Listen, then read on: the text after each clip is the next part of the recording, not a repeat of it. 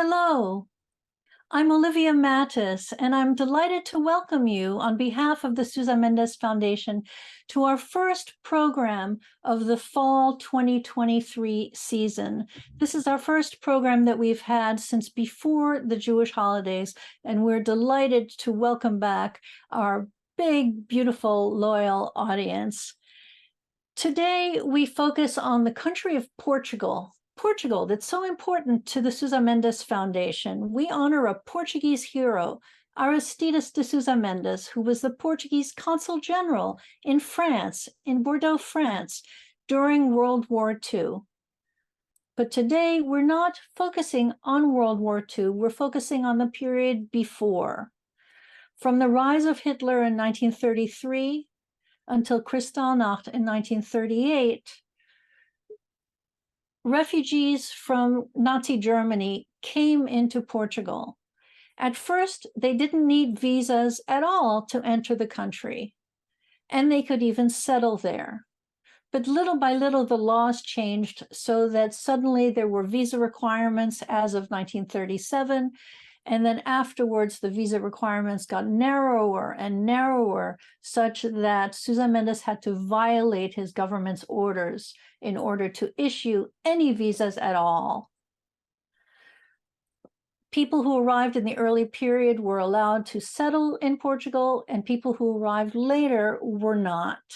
And so there were families, such as the family of one of our guests today, that had to make a choice as to whether to settle in Portugal or to move on to another final destination. Today we have a moderator who is my dear colleague in Portugal. Her name is Mariana Abrantes. You've met her on many other programs. And Mariana will have some remarks of her own, and she will introduce our guests. Mariana, please take the floor. Thank you, Olivia. Welcome, everyone, and greetings from Portugal. I am Mariana Abrantes. I have been a board member of the Sousa Mendes Foundation since 2015, but I have been involved with the Aristides de Sousa Mendes cause much longer, since 1986, when I first learned of the story from his youngest son, John Abranches, in California. Focusing on today's extraordinary film, Lisbon Harbor of Hope, takes us back to the Portugal of the 1930s and 1940s, a part of contemporary history which was not taught in the 1960s, when my school bus passed by Aristides' abandoned mansion twice a day. Of course, I knew that the dictator Salazar had come to power in 1928 and that he had become increasingly authoritarian in the 1930s, despite a relatively liberal constitution. And I knew as a child to be careful not to repeat anything in front of strangers or others suspected of being informants of the PID, the feared secret police. As one of the poorest countries in Europe, Portugal did not have a problem welcoming migrants or refugees at first. Foreigners were few, and they stood out. But Salazar was concerned mostly with external political influences, anarchists, communists. But he followed the international trend of limiting entry by introducing visa requirements, as Olivia said, and increasing visa restrictions each year, giving more and more power to the political police. This culminated with the internal Circular 14 issued by the Prime Minister Salazar, also doubling as foreign minister, on 11 November 1939, 1 year after Kristallnacht. Those visa restrictions were soon overtaken by the extraordinary rescue actions of Aristides Sousa Mendes, concentrated in May and June of 1940. But the repressive machine remained in place throughout the war and beyond until the Carnation Revolution of 1974. For me, I celebrated that newly conquered freedom with my host family in Princeton, who had been refugees in Portugal in Figueira da Foz in 1940. Now I am very pleased to introduce our speakers today. First, the documentary filmmaker Pavel Schnabel, who was born in 1946 in Czechoslovakia. and studied at the Film and Television Academy in Prague. He immigrated in 1968 and settled in Germany. Pavel has worked as a freelance director and cameraman in Germany and has been awarded several German and international nominations and prizes for his films. In addition to Lisbon Harbor of Hope, which won the Silver Prize in the Figueira da Foz Film Festival in 1994, his other films include Now, After All These Years, The Violin, and most of his important films deal with the Jewish faiths, the faiths of Jewish people. He searches always for the individual faith, the calm camera that captures the protagonists telling their own story, and with the focusing on the life of the little man. He'll tell us more about that. But first, let us meet Vivian Loining Shapiro, who was born in 1945 in Portugal, where her parents met and married, as you've seen in the film. You have seen her mother Ursula and sister Karen in the film as well. Vivian lives in Toronto and is a co-author of Entangled No More, and the author of Go Vibrant, Notes and Anecdotes on Loving and Living. I'd like to read that. As a teacher, vice principal, and later education director in a charity for youth, she spearheaded programs to empower disenfranchised youth. And in 2012, she received the Amazing Aces in Action Award. And in 2018, the Celebrating Outstanding Women Award for Philanthropy for her work with the Herbert H. Carnegie Future Aces Foundation in the Toronto community. So, Vivian, I do hope to meet you soon when you come to Portugal. And for now, over to you. Thank you, Mariana. And yes, next in Portugal. Hello, everyone. I am so humbled to be sitting here with such esteemed panel members, and I'm thrilled to be able to widen for you, the audience, the story of my mother, Ursula Loining, whom you have met in this touching documentary. First of all, I would like to let you know how grateful I personally am for the angels in Portugal that made it possible for so many escaped Jewish refugees to either temporarily reside there or stay as citizens.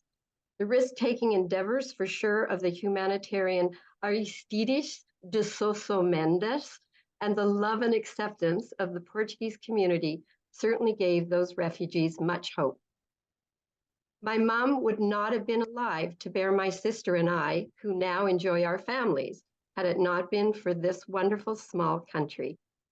For my mother, this was not only Portugal, a harbor of hope, but also Portugal, a harbor of love. The story continues. My mother was born to Jakob and Marie Ader in May 1920 in Leipzig, Germany. And there she lived a joyous and fulfilled life for 18 years. An only child, she lacked for nothing. As a tot and teenager, she spent time with her mom and dad, visiting and attending various European hotspots, spas, beaches, operas, cultural events, and much more with family and friends. Here you see my mom, Ursula, on the upper left, and her dad sitting right there smack in the middle, and her mom on the upper right. She enjoyed life with friends of many religions at the local schools. She also attended many different posh boarding schools in France and Switzerland, where she spent weekends skiing with friends. She had a wonderful life. This life, unfortunately, was soon cut off at the knees for my mom and her family when in 1938, at the age of 18, she witnessed the horrors of Kristallnacht and the beginnings of the wicked Nazi and Gestapo infiltrations to destroy the Jews of her beautiful city of Leipzig. It would never be the same for her, her mother, and her father. In this typewritten note of hers that I found, she talks about my aus Nazi Deutschland, my flight out of Germany, which tells of her first quick escape from Leipzig. Warned by their friend, the mayor, who kept them hidden in his apartment, she witnessed her aunt and cousins living a floor below, being taken away by the SS to the trains to the extermination camps. My mom and her family quickly escaped, first to Paris and then southern France, with the trail of Nazis close behind them. In 1942, narrowly escaping the trains to the camps due to my Opie's quick thinking, they made a quick choice to head on foot to Portugal with paid guides.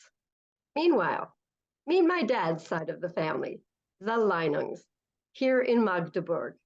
That would be my dad lying on the ground with his sister Ursel on the far right. My dad, Hans Joachim Leinung, a handsome dude, if I do say so, was already in the early 1930s feeling the effects of the Nazi reign, and he was subjected to many anti-Semitic acts in his town. And here we have the real hero. The hero on my father's side of the family is this gentleman, Herbert August, strolling here in Lisbon with his daughter Muna, my only cousin, and wife Ursel, my aunt, behind her. In 1936, he left Magdeburg with his pregnant wife to start a new life away from the increased terror that he predicted was to come. They settled in Lisbon, Portugal, and the first thing he did was bring over his brother-in-law, my father, and attempts to bring over his family as well. And here is my dad, finally coming over to Lisbon to start his new life in 1938, away from the other life as he knew it. He was soon followed by his father and mother, Julius and Elsa Leinung, the following year in 1939.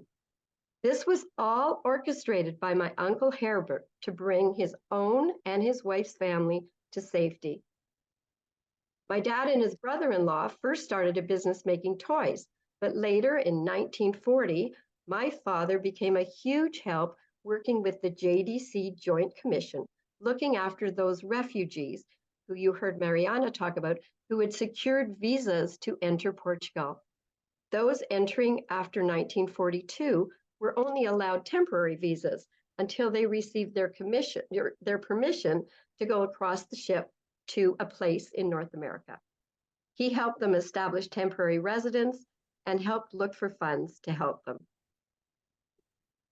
My father learned the language quickly and soon became a very well-respected citizen of Portugal, as you can see in this photo, with many, many different dignitaries yet to be named.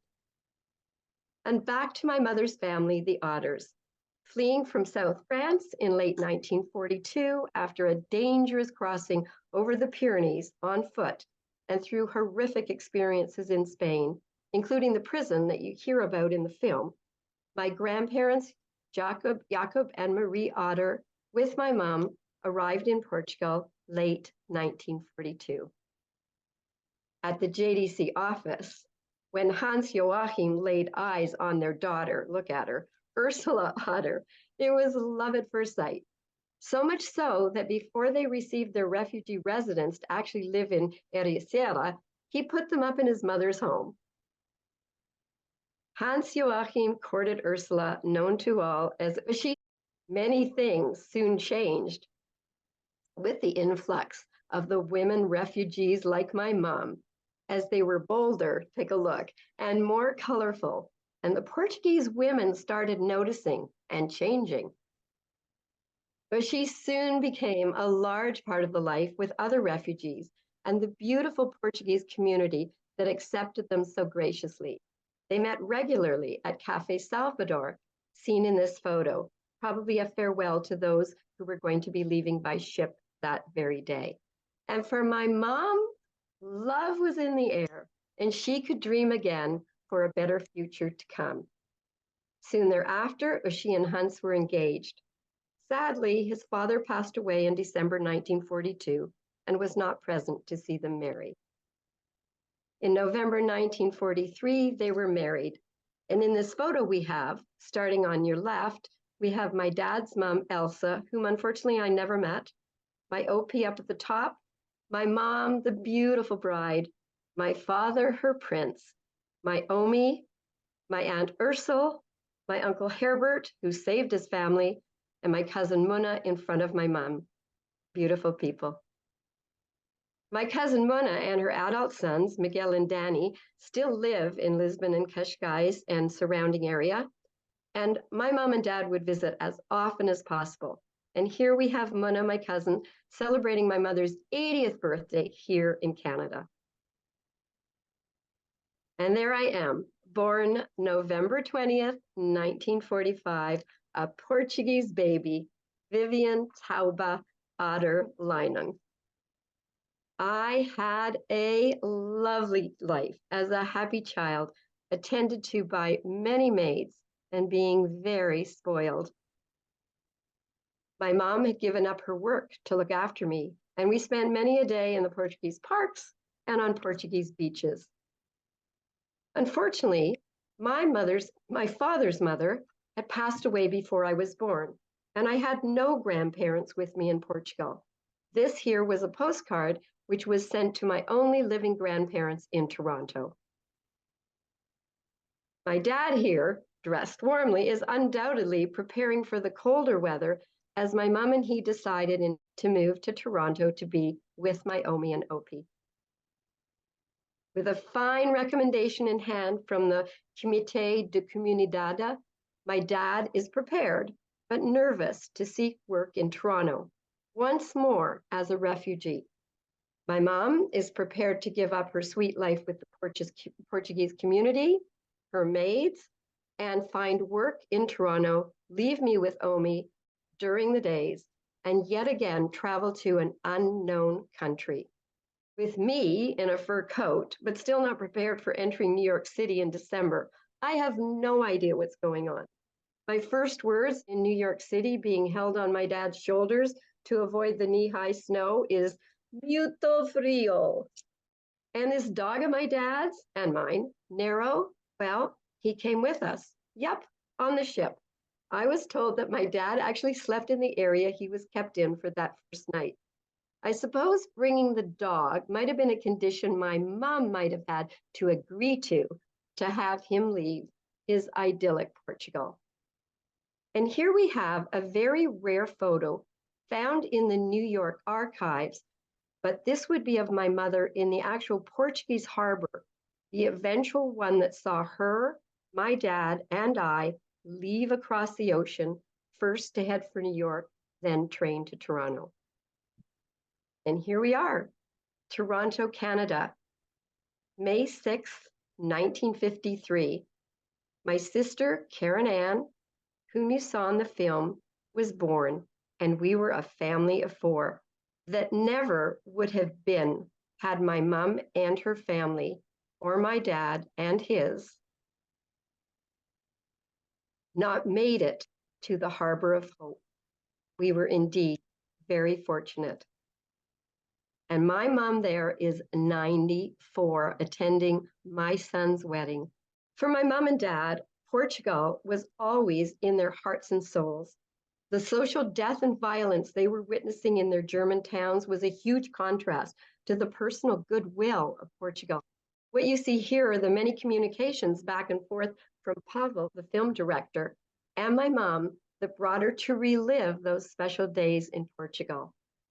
Their love and connection for the Portuguese people was never forgotten, as you witness in the emotional scene, and my favorite scene of the documentary, at the museum in Ericeira, a small clip which we are going to treat you to again. Though they left behind my uncle, aunt, and cousin, their roots remained solid in Portugal. Portugal for them was the birthplace of renewed hope, the birthplace of a new freedom, a chance to return to a relaxed mind, the beginning of their precious love for one another, and the birth of me, their first child. Despite all that, it couldn't keep my mom from being away from her parents, and my dad, who would have loved nothing more than to remain, learned to love his new life in Canada, always yearning to return to Portugal. My sister and I have been fortunate to stay close, and my sister is in the audience, to stay close to our small group of cousins still there, visit the places near and dear to my parents, and feel that love and generosity of the Portuguese inhabitants even to this day. Regular visits to my birthplace and viewing documentaries like Pavel Schnabel's have made me really understand how this was a last chance for people desperate to elude the Nazis. Thank goodness for Portugal, a country of refuge, transit, and compassion. And speaking of director Pavel Schnabel, soon it is my delight and pleasure to give him the mic to tell you firsthand about his own experiences with his film, Portugal Harbor of Hope. But first, a look at my favorite clip from the film. There's the sign. We went to Aristera down here too. Maybe it's down here. Oh my God. Yeah, we went to Aristera. I think the white went down there, because it was sort of at the end of the street. Este é o grupo de circunstâncias. Café Moreira, o João Pouco, não Café Moreira. O Batista Muito antes. O Batista já funcionava no tempo dos refugiados. Mas Agora estou, não é? E agora, e então, quem anda a fazer tudo esta recolha? Já está aberto o museu? Não, hoje não. Open. Hoje não. Hoje fechado. Claro. Hoje é segunda-feira. Segunda-feira aberto? Segunda-feira? Hoje. Today. 10 o'clock. Open. 10 o'clock. Este trabalho. Mas eu estou a conhecer essa senhora também. Pardon? Conheço essa senhora para refugiada. Não percebe Não sei se era cobrador. um pouco chique. E o Fala Zé francês? Fala francês? ele era cobrador. E alemão. E andava... E conhece a Ericeira? Conhece, viveu em Aristera. Viveu na Ericeira? Sim, 50 anos passados. Sim, eu conheço a senhora. Como assim? Conhece a Como senhora? chama? Como chama? Senhor Alain Joaquim, e senhor que a comunidade, Sim. lembra-se? Lembro. A mulher. Como se chama? Úrsula. Úrsula. Cá está. Vê? Não disse que eu conhecia. Vê? Eu não disse. Eu estava a conhecer. Eu estava a conhecer. Eu estava a conhecer a cara da senhora. Eu disse, isto é uma coisa extraordinária. Lembra-se do bilhar? Sim, o café. Café. O bilhar, tem o café. Com bilhar? Você é Dona Virgínia. Meu marido gosta de jogar bilhar. Seu marido era o senhor do comitê. Ela vivia com mãe. Mãe.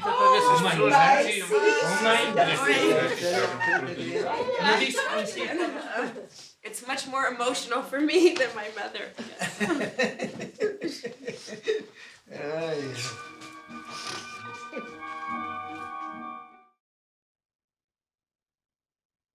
I am happy that Vivian showed us the scene where Ursula and Karen meet the people of Ericeira. I love this scene very much, but it did not happen by chance. I organized the shootings in a way which made the confrontation almost sure, not knowing what happened. Believe me, I never expected that the people of Ericeira would recognize Ursula after 50 years. I am honored to have had the opportunity to present one of my works on this event. I am aware of the importance of Sousa Mendes Foundation and greatly appreciate their wonderful work. What do I have to offer to you, the audience? I am not a historian, but a filmmaker, so I won't be able to impress you with data, numbers and facts, analysis of historical events and names of the players in history. But I can gladly talk about the protagonists of the film and the circumstances of its creation and the aesthetics of documentary filmmaking that I employ. Aristides de Sousa Mendes sacrificed his professional career to offer refugees a chance to survive. He presents in our film through its title as one of those who made Lisbon a harbor of hope. I am happy that his story and that of his family, albeit brief, found a place in our film. Short, but impressive. I would like to comment on cinematic solution of this scene. I remember the day of shooting, the atmosphere, when we entered the gloomy building which stood as a ruin. The mood was, due to the situation, oppressive. I no longer remember if Pedro or Nuno had a key or if the house was simply open. In a way, we felt like intruders. The rooms were dark and eerie. We climbed the creaking stairs. Caution was required. The floors could be rotten. Broken windows, the wind whistling through, causing scraps of paper to flutter on the floor. Pedro Nuno read the indictment against Aristides. Alvaro's nephew assists his aunt, Marie Adelaine, who began to feel faint. It was difficult for me behind the camera. There was not enough light for filming, no electricity to set up lamps. In the end, it was a good thing. The image turned out dark, and we widely showed these feelings. They were just trying to show the situation of Sousa Mendes family. My intention is not journalistic or even investigative precision, but artistic. So I don't strive to be neutral, and I use the language of film for visual expression, mood, and even its music to tell the story impressively, even emotionally. Filming means to me accompanying the eyewitnesses, observing with empathy, allowing them to tell their stories and listening in a relaxed manner.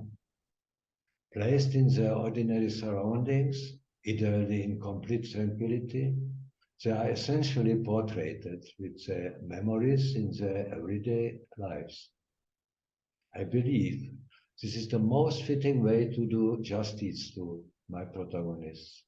After all, they are not experts passing on their land knowledge, but individuals with a terrible personal experience of injustice, abuse, fear of death, and pain over losses of family and friends. They are the survivors, recounting terrible things from their own experience. And what I wonder, despite the deep sorrow of their stories, they give us, the viewers, a great deal of vitality and hope in the goodness of people. I dare to say that it even works today, after so many years, in a challenging time all over the world. Who are they, the other wonderful characters of this now historical film? First of all, how is it that they complement each other so wonderfully in the film? Christa Heinrich, a sociologist living in Berlin, met me in February 1992 after the screening of one of my films at the Berlinale Film Festival. She had an idea, a theme that moved her. How did it happen that such a poor country led by an autocrat and nationalist, standing alongside Nazi Germany, showed such a great willingness to help the thousands of refugees from Eastern Europe? At this time, she had already identified some of the witnesses stranded in Lisbon. This impressed me greatly, and so I decided to realize the idea with her and the journalist Jens Brüning. I became the producer and later also the director and cameraman in one person. It was already difficult to find interested parties for the project and to finance it. No one in Germany was interested in Portugal as an exile country, and as you know, not even in Portugal itself was it a topic at the time, 1992. So it took almost 2 years for me to gather the funds to embark on the shoot with my small team. We had only about 10 days of shooting, as there was not enough money for more. What luck that Christa Heinrich, and the journalist Jens Brüning had already pre-selected extraordinary personalities as film protagonists. People who are willing to open up in front of the camera and reveal their private, sometimes even intimate lives. Each of them covered an important aspect of the shared collective experience of flight and immigration with their individual story. I start with Grete Friemann, who left Vienna only a few days after the annexation of Austria. Here's a quote from her. We ran away as long as we could, and there was the limit of the sea. We couldn't run any farther. Before the war, all we knew about Portugal was that there were Portuguese sardines and Portuguese wine. Her story is one of a young woman's struggle for survival. She reaches Lisbon, but despite all attempts to move on, she has to stay. When the war is over, she stays because there's no home left for her. In the final scene of the film, you remember, she wondered how she would cope in Vienna, where every one of her neighbors could have been one of the worst Nazis. Siegfried Rosenthal's story is also a deeply tragic and happening tens of thousands of times throughout the war years. Fleeing to Lisbon with his mother, still without a visa, he waits for his father, who is supposed to come later because he wanted to settle a few things. When he set off, a visa requirement had already been imposed for entry, so he only got as far as France.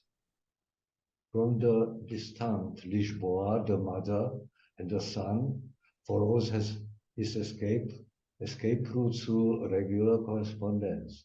Unfortunately, their father is arrested and held in one of the southern French camps, where he waits for liberating US entry visa. A few days before it arrives, he is deported to Auschwitz. Siegfried Rosenthal's story is not unique. It tells a common trauma. Ursula Leinung and her parents were luckier. They are detained during their escape, but they are released and manage to reach Lisbon through the Pyrenees escape route, and then on to Canada. She speaks with admiration and gratitude about life in one of the residencia fixa established for refugees outside the capital, and her experience in Ericeira, the small resort town where she and the community of refugees from all over Europe soon got along very well with the friendly local people. Käthe and Fritz Adelsberger similarly appreciated the willingness to be accepted. Fritz Adelsberger says, I am grateful to the country for giving me the opportunity to even get a foothold here in these difficult times. So I don't think about going back to Germany. I try to make up for what Portugal did for me. These are his words. Ruth Arons, who came to Portugal at a young age, even became a political figure in the sense of doing something for the country. She actively participated in the Carnation Revolution of 1974 and in democratic Portugal under Mário Soares. She, like her son, took on political functions. By the way, what units the immigrants featured in the film is that the country and its people gave them something, and they in turn gave back what they could. We perceive the protagonists as individuals who have faced adversity, yet still exude a positive energy. They are, in a sense, heroes. How wonderful that our encounter resulted in a historical document, something I can share, enjoy with you, the audience. Why listen to and pass on these stories? As far as I'm concerned, they are for me as a member of the second generation, a part of my identity. The specific experience of the Holocaust survivors should be not only be documented factually, but also told with empathy.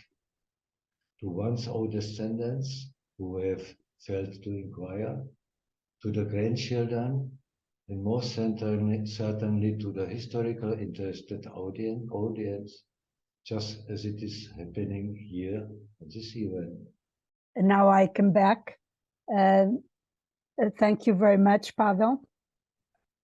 And now I'd like to speak a little bit about Casa do Passau, if I may have the slides. The film shows Casa do Passau 30 years ago, 1992, 93. And this is a grand mansion that was the Sousa Mendes family home, which was sold at a creditor's auction. You remember we talked about how he died in poverty. So it was sold at a creditor's auction in 1957, 3 years after Aristides passed away. It has remained empty since then. When this film was taken, the house was still in the hands of creditors and investors. But by 1998, Sousa Mendes had already been rehabilitated by the Ministry of Foreign Affairs and acclaimed unanimously by the Portuguese Parliament, but nothing had yet been done about the house. By 2000, the Sousa Mendes family received a severance payment for the reinstatement of their father, and the family members agreed to use those funds to start a Fundação Aristides de Sousa Mendes in Portugal. That foundation, which is different from the Sousa Mendes Foundation US, it's our twin foundation, FASM, was able to buy back the house with a major grant from the Ministry of Foreign Affairs, but then it lacked the resources to restore it. So I would go by and I would hear the roof tiles fall and the water damage continue. I first visited the house in 2003, and this is what I saw. The early morning sun streaming in through the colored glass at the top of a grand staircase. Some small repairs were made at that time. This is my favorite picture. It's that I took. You can use it. No copyright. Then in 2000, but the damage continued, and but then by 2011, this building, the Casa do Passau, was declared a Portuguese national monument, not because of the house itself, but because of Aristides' actions. And the Heritage Authority, the Portuguese Heritage Authority, then began making plans for emergency repairs, which actually took place in 2014. But before that happened, this is the way the house looked in 2013, when a young American architect, Eric Moed, whose family received visas from Sousa Mendes in 1940, he did his thesis, I believe, which he called Work Towards Fairness, in an installation through a Casa do Passau, and you see through a crowd of locals of the Sousa Mendes family and a group from the Sousa Mendes Foundation on one of our tours, which we call Journeys on the Road to Freedom. And then now fast forward to today. This is the way the house looks now. The roof repairs and the windows were done in 2014 and 15. Now they're completing the interior and repurposing the house to become and to house the Aristides Sousa Mendes Museum. It is, we expect the actual construction to be completed in a few months. And the idea is that the museum will serve to preserve his legacy of human conscience and his courage to step forward, to stand up to not one, but to 3 dictators, Hitler, Salazar, and Franco. The museum plan includes the permanent exhibition, an educational program, and the documentation and research center for focusing on human rights and the rights of refugees. So mark your calendar. Vivian, that's for you especially, to join us at the opening on July 19, 2024. That's Aristides' birthday, so we'll have a lot to celebrate. Let's hope that we can not only celebrate the legacy of our hero, but also a renewed commitment to peace and to finding safe harbors for refugees nowadays as in 1940. So now, Olivia, back to you. Thank you, Mariana. So audience, please continue putting your questions into that chat box. We don't recognize raised hands, unfortunately, so you will have to write out your questions. Mariana will be the moderator. She is continuing to collect your questions, and she will ask as many of them as she can to our panel. So right now, it's my job to tell you a little bit about our upcoming programs. And but before I do, I want to tell you about a book that we have available, which tells the story of a very important couple that was saved in Portugal, saved by Sousa Mendes to Portugal. And that's Hans and Margaret Ray, who wrote Curious George. So we have this book called The Journey That Saved Curious George. It's a fabulous book by Louise Borden, and perfect for children and grandchildren or any other young person in your life. And so we are offering this for any new donation of $36 or more. We will send a signed and inscribed copy of this beautiful book to the recipient of your choice. So we are now putting the link in the chat box so that you can go to the page and order the book, which I hope you do. So originally, we were supposed to be having our programs on a 2-week schedule, but certain programs got moved and shifted and delayed. So actually, it turns out that we have programs for the next number of weeks on a weekly basis. So next week, we tell a very, very important story, I think. We tell the story of the immediate aftermath of the Holocaust and the heroism of one particular woman named Lena. She was a Holocaust survivor in Poland who lost her family, lost her child, lost her husband, was left alone at the end of the war.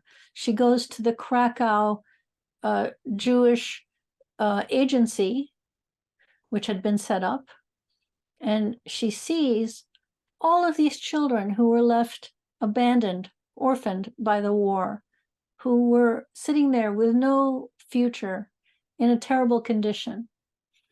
And she decides at that moment that she has a choice to make. She can either live life consumed by her own misfortune, or she can use every ounce of her being to make the world a better place.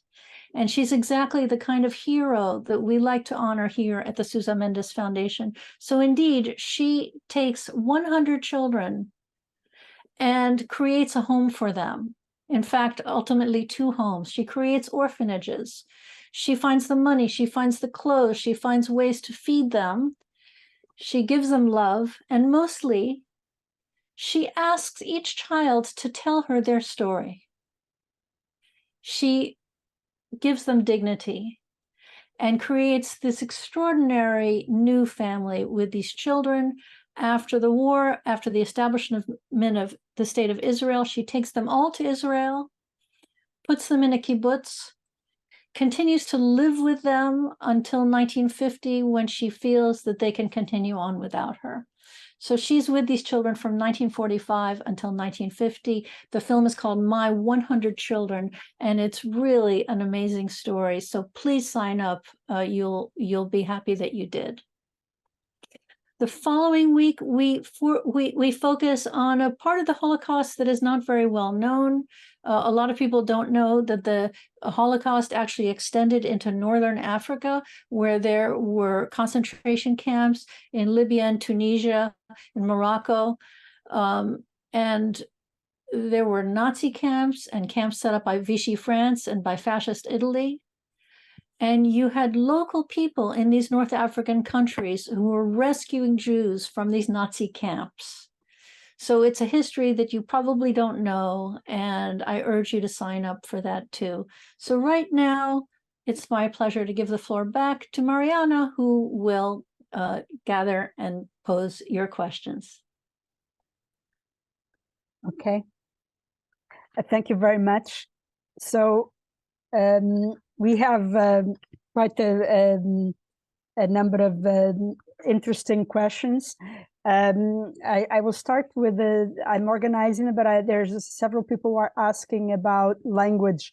Obviously, everybody's multilingual in this group, I guess. And the question is for Vivian. What language you spoke to whom in Portugal and then in Canada, around the house, within the home?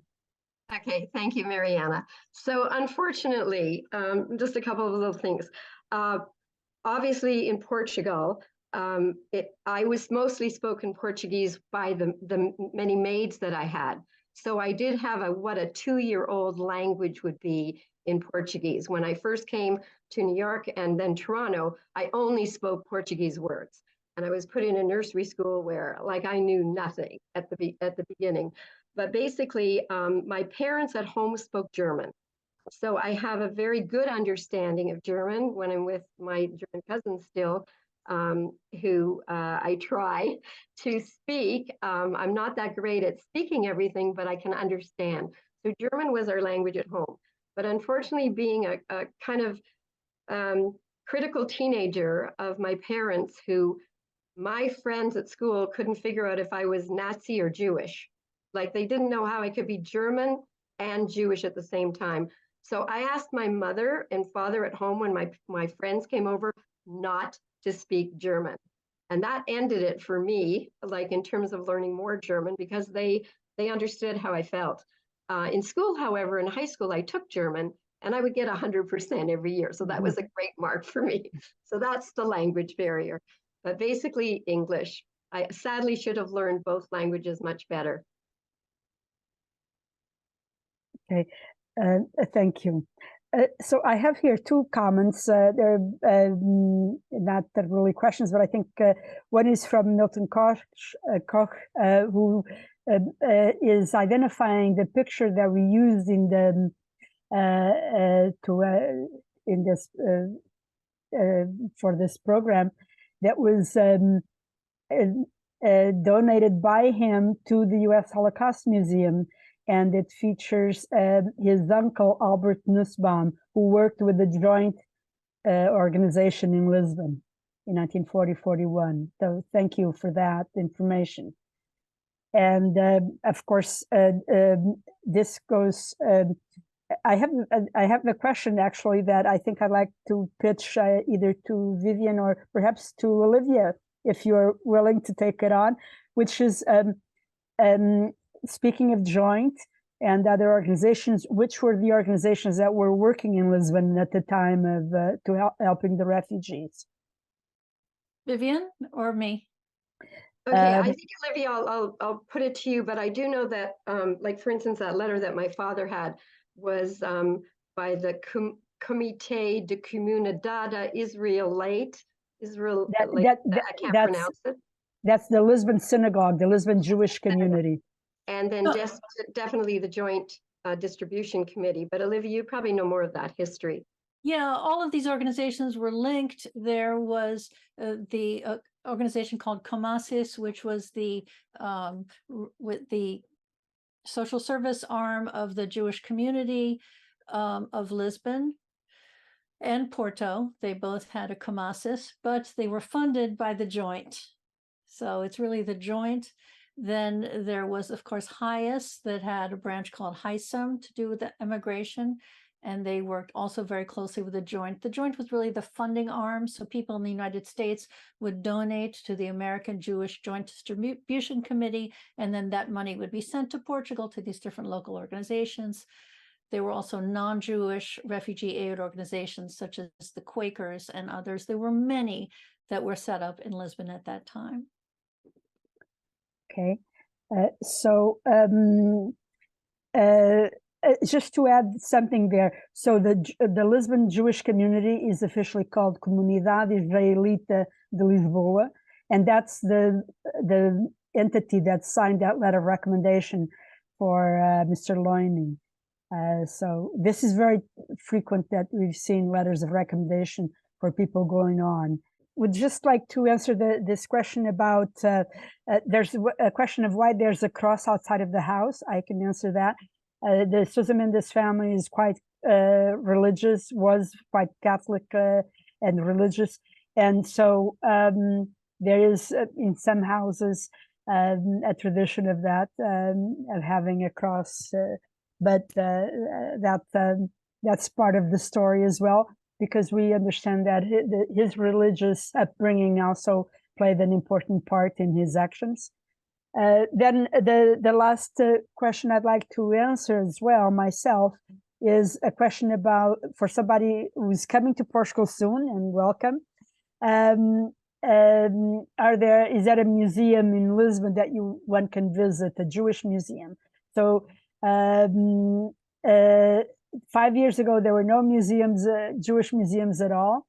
Then Chabad created a new community, and they have especially a library with a small that actually receives visitors. It's in Cascais. It's very much worth visiting. One of our friends, Cookie Fisher, who's not not here today, she actually receives guests there and gives a tour of the library and tells the story of the Jews in Portugal and of the refugees on Wednesdays, and a story of her own mother who received a visa from Sousa Mendes. Then there are 2 Jewish museums in Porto, the Holocaust, a small Holocaust museum, very well done, and the Jewish History Museum of the Portuguese Sephardic community, also in Porto. There's a very interesting museum relating to the Jewish Sephardic Jews who were hidden in Belmonte, which is in the center of Portugal. If you like to get out in the country, it's a nice place to visit. And then there's a museum, a small but very well done museum on the border of Spain, on a town called Vilar Formoso, on the train line where a lot of the refugees landed in Portugal, entered Portugal. And that's very much worth the trip. It's on the Spanish border, but I recommend it. And then, of course, next year, we will have a museum in Cabanas de Viriato, which is really in the green heart of Portugal, also on the train line. So we will, I think we will tell these and other important stories, in particular the stories of rescue and what it takes, and the importance of providing a door, to opening a door for the refugees. Thank you, Mariana. So let's turn to our final thoughts. And Pavel, what would you like to say to our audience in closing? Oh, yes. In the belief that I might find you might find it interesting, I would like to draw your attention to another film of mine, which has been honored with many international awards. Particularly important is the award from the Special Merit of the Academy of Motion Pictures. Its title is Now After All These Years. In 1980, along with my friend and colleague Harald Lüders, I visited one of the many places in rural Germany where Jewish and Christian population coexisted peacefully in small villages. We choose a particular one. The place is called Rina. In the 20s, it had a unique majority of Jewish inhabitants, an exceptional phenomenon. German Jews, craftsmen and tradespeople coexisted with German Christians, the farmers. According to the Village Chronicle from 1928, there were 52 Jewish families and 60 Christian families living here. A few years later, in March 1939, the Nazi mayor proudly declared Rina Judenfrei. We visited this place and spoke with eyewitnesses about the November pogrom of 1938 and the explosion of their Jewish neighbors. Later, we visited some of the survivors in New York, and our film became a testimony of the lack of responsibility and empathy on the Christian side. This attitude was all too common in Germany at the time. I recommend this film to you, available as a video online, or you can order it as a DVD from me. Thank you for your time and attention. Go ahead, Vivian. To Vivian, Okay. sorry. Well, first of all, thank you to the Sousa Mendes Foundation for bringing us all together for this, because this was wonderful. It caused my sister's name is Karen Connert. You might see her in the panel if you're on the gallery view. She's sort of, yeah, right there. Wave, Karen, so they know that you are. Thank you. Yes, so originally Olivia contacted Karen, and then she was actually on travel, so ended up, graciously accepting the offer to come on the panel. And it forced my sister and I to go into a lot more history that we didn't know about my mom.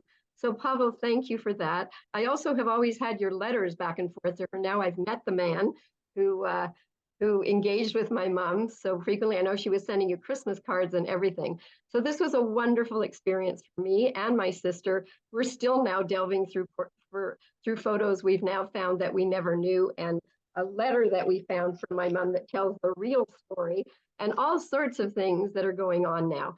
And I just want to say that the story, Pavel, that you have brought forth to people really, really brings out the importance of having countries around the world that will accept people as refugees and bring them in, but not just accept people as refugees, but accept them and bring them into their fold. Because of the Portuguese community that they met, who didn't blink an eye that they were Jewish, like it didn't matter. They knew these people were helpless, that they were, away from their own home country, and they brought all the love and support to them. At least that's all we ever heard.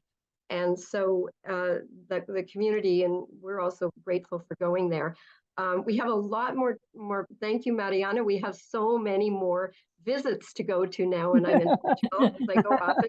I see Miguel and Constanza, his wife, are on. So Miguel, my cousin, make sure you note all of those things that we're going to be visiting in Lisbon. And I'm looking forward to that. My mother was a hard act to follow, as you probably can see, just even from the few clips. My sister and I really learned a lot from her in terms of her, and thank you for someone who wrote that, the Joie de Vivre, and thus my book, right? The book is, my sort of giving back of what I think it might take to live that vibrant life, like my mother gave to Karen and I, always letting us know that, challenges and everything can come, but living a vibrant life keeps you going. So that's, something my mother always stays with us. And I think my daughter-in-law mentioned that she lived till just over 100 and a half. So congratulations to my mom, and thank goodness for Portugal giving her that long life. Love doing this. Thank you. Thank you. Mariana, Well, some closing words? Yes, please. First of all, I'd like to, I'm not Jewish, and I've been an immigrant, but not necessarily a refugee. But what I would say is that I don't think anybody chooses to become a refugee.